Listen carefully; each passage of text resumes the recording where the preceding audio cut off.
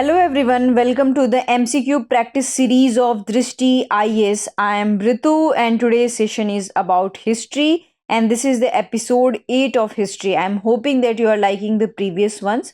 So moving towards the first question of today's session, the first question is regarding the Gupta period in Indian history, which of the following statement is not correct? Here they are asking the not correct statement. Sanskrit language and literature, after centuries of development through royal patronage, reached what has been described as a level of classical excellence. The status of women was redefined. They were entitled to formal education. That is why women were teachers, philosophers, doctors in this period. Premature marriage was prohibited by law and they had the right to property. This C is decentralization of administrative power was affected by increased grants of land, villages, along with the administrative and financial guarantees to priests and temples. Land grants paved the way for the emergence of serfdom and feudal development in India, which resulted in disappointment among the peasant class. So, here they are asking about the Gupta period. So, you must know that what had happened in the Gupta period and what is the socio-political and economic scenario of the Gupta period. And according to this question, the B is the not correct one. Coming to the explanation, during the Gupta period, the condition of women deteriorated compared to the earlier periods. The main reason for this was the closure of Upnayan Sanskar, early marriages. Devdasi system was also prevalent during this period. It is mentioned in Kalidas Meghdut. Women education was also prevalent. In Amarkos, the words Upadhyay, and Achar have been used for teachers. Description of prostitute is also found in Kama Sutra and Mudra Rakshas. So here you have got few other information that Devdasi system was prevalent. And what is Devdasi system? That few ladies and young girls kept in the temples and in order to serve the god and also serve the priest, and this is very exploitative in terms of the women. And here the another information is Meghdut, and who has written the Meghdut? So Meghdut is written by the Kalidas. In the comment section you have to tell me that who has written the Kama Sutra. Coming to the next one, which of the following was called Visti? Tax, forced labor, district, caste. And your answer is B, which is the forced labor. In central and western India, villages were also made to do begar. And begar means that you are not paid for your work, you are not paid for your labor, for the service of government, army, and officials, which was called Visti. So, Visti is the forced labor. Coming to the next one. How many of the following statement is are correct with reference to Buddhism during Gupta period? The first one is during this period, Buddhism stopped receiving royal patronage. Nalanda became the center of Buddhist education. The Vaishnava sect became more popular during this period. Here you have to find that which one is the correct one.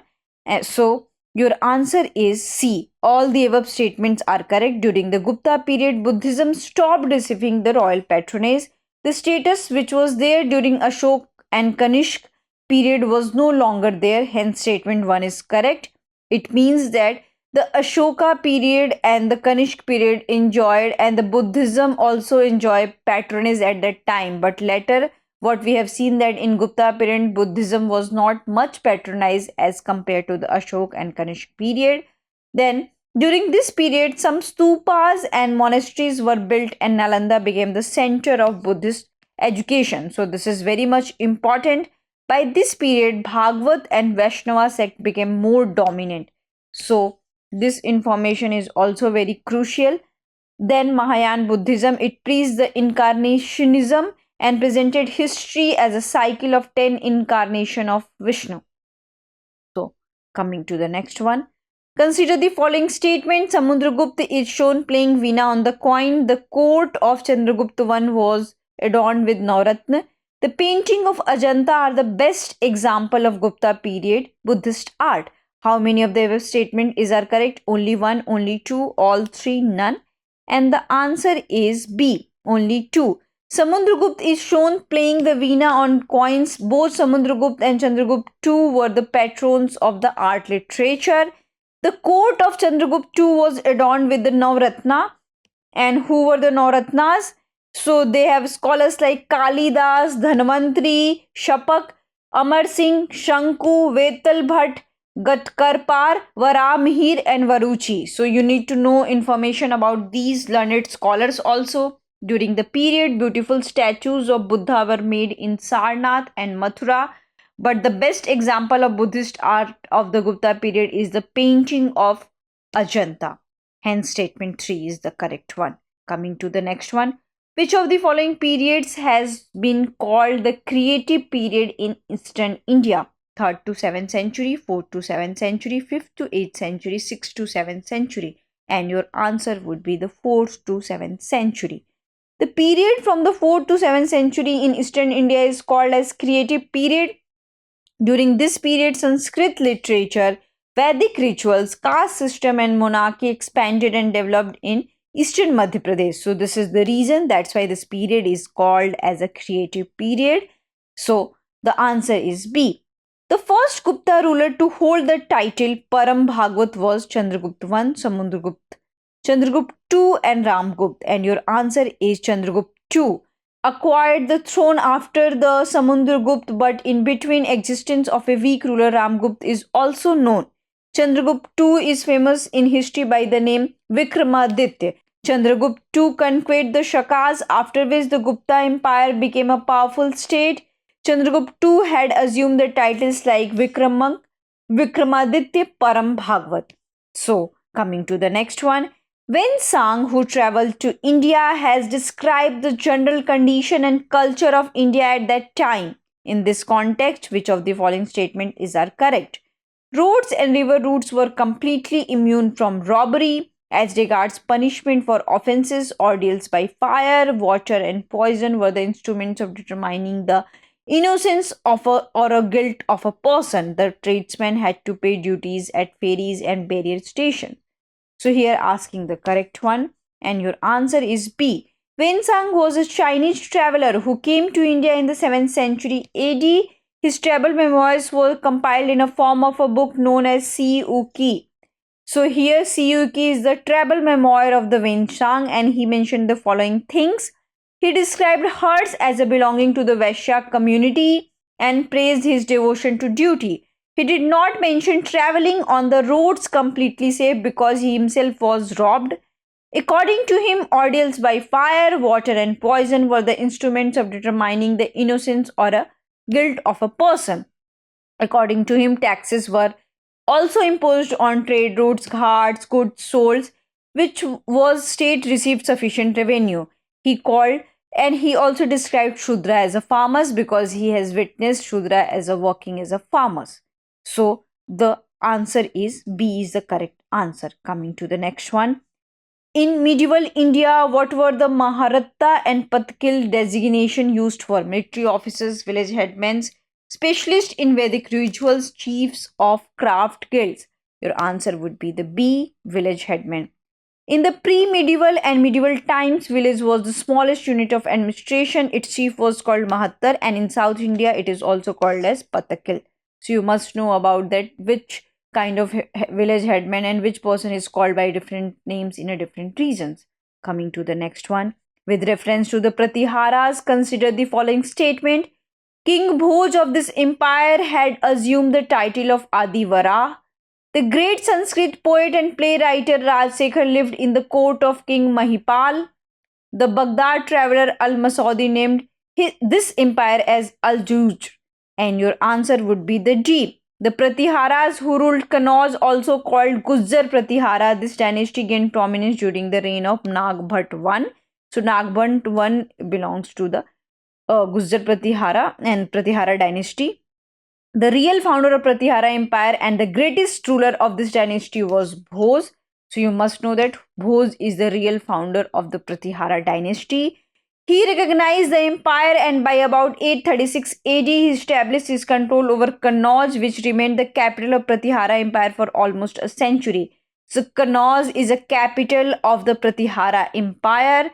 Bhoj was a devotee of Vishnu and assumed the title Adivara. So Adivara title has been assumed by the Bhoj, who is the founder of the Pratihara dynasty or Pratihara empire.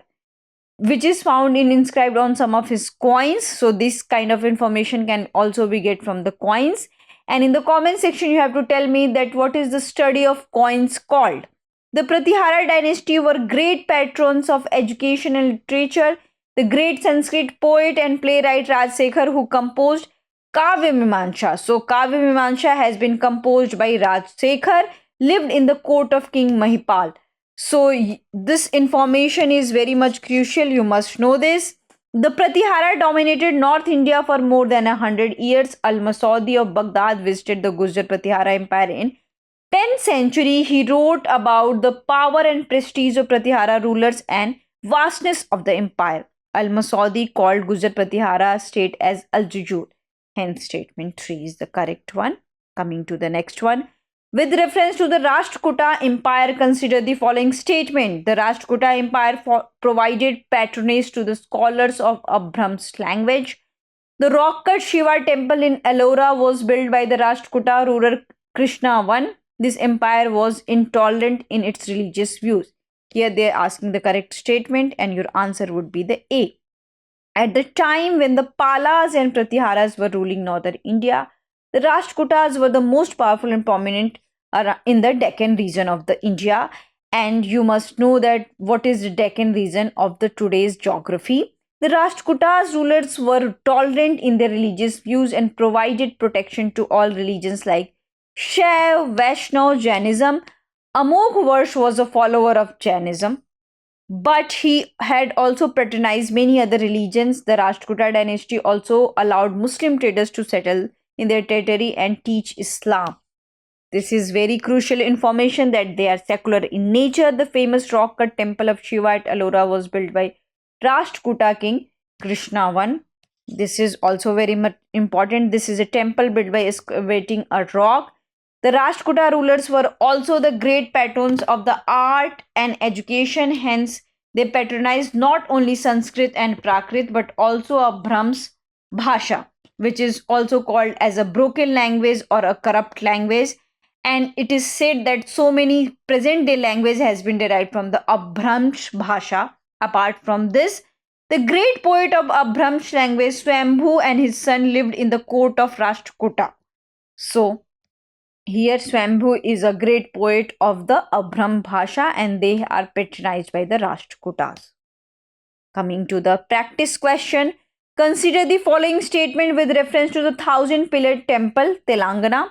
So here this is a hint also.